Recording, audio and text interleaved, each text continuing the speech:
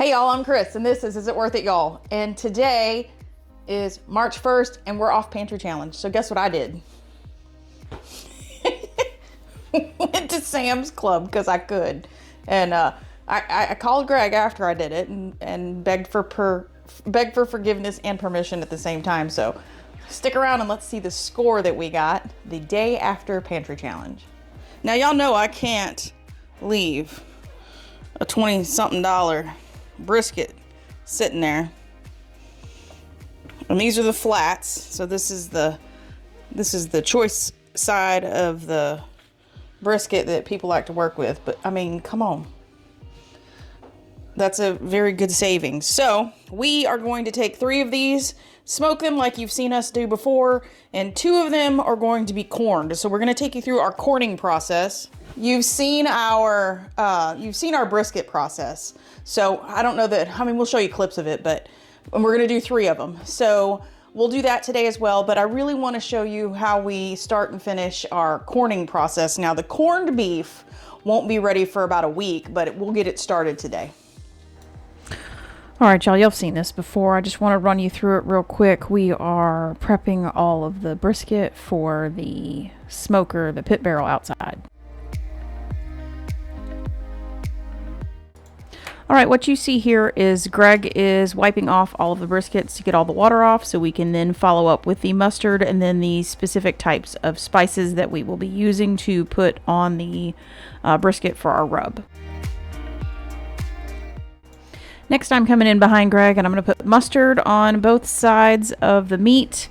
We're going to mustard that up real good, and then I am going to spread the spices on all 3 briskets, and we're doing 3 different types of code 3 spicing. For today, we are using the Rescue Rub, the Sea Dog Rub, and the Top Gun Rub from Code 3 Spices.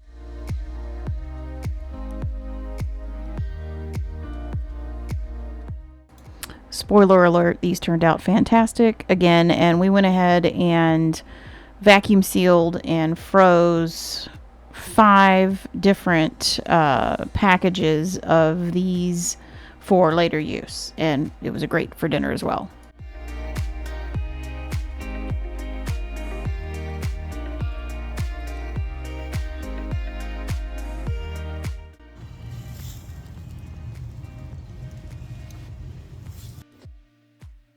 Next on the list is corned beef. And so here are our ingredients. We are going to use allspice berry, mustard seed, coriander, crushed red pepper, peppercorns, cinnamon, bay leaves, cardamom pobs, whole cloves, pink curing salt, brown sugar, a bunch of canning salt, and a gallon of filtered water.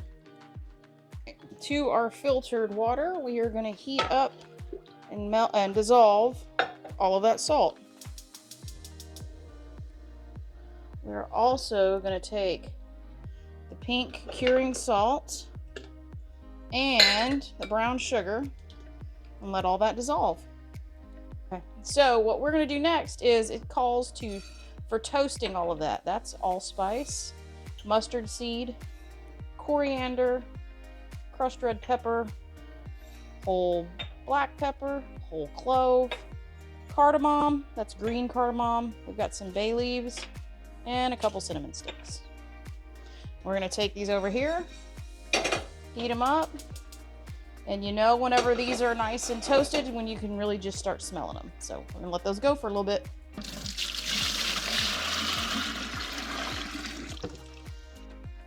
Now, y'all will know whenever these are ready because you will definitely smell the pungency of these spices. And don't cook them too long. I think we went a little bit long. They started to smoke, so just make sure you take good care and watch over the spices. Don't be distracted like I got.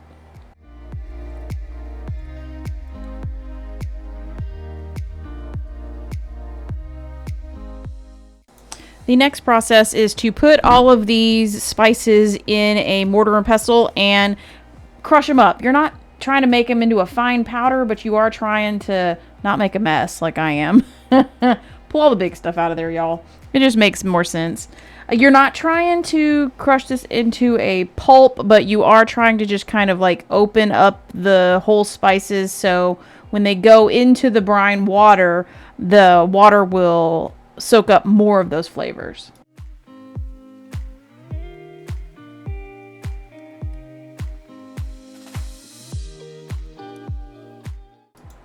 I toss those big pieces back in, and then I did not crush much of this because they're just such big pieces. And then we're just going to toss all of this into the brine water, and then we will move on to our next step. Pretty simple.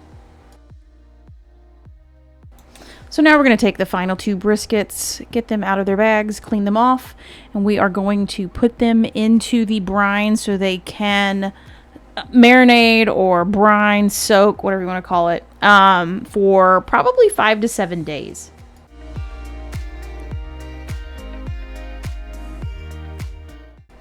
The last time I did this, I think I went a full 7 days, and the cure on this is just absolutely fantastic. So we're going to do 2. We're going to put a plate on them and squash them down in there. This bucket is going to live in the garage, and we are going to see you in about a week. So like, comment, and subscribe if you haven't already. Until we see you on the next video. Bye, y'all.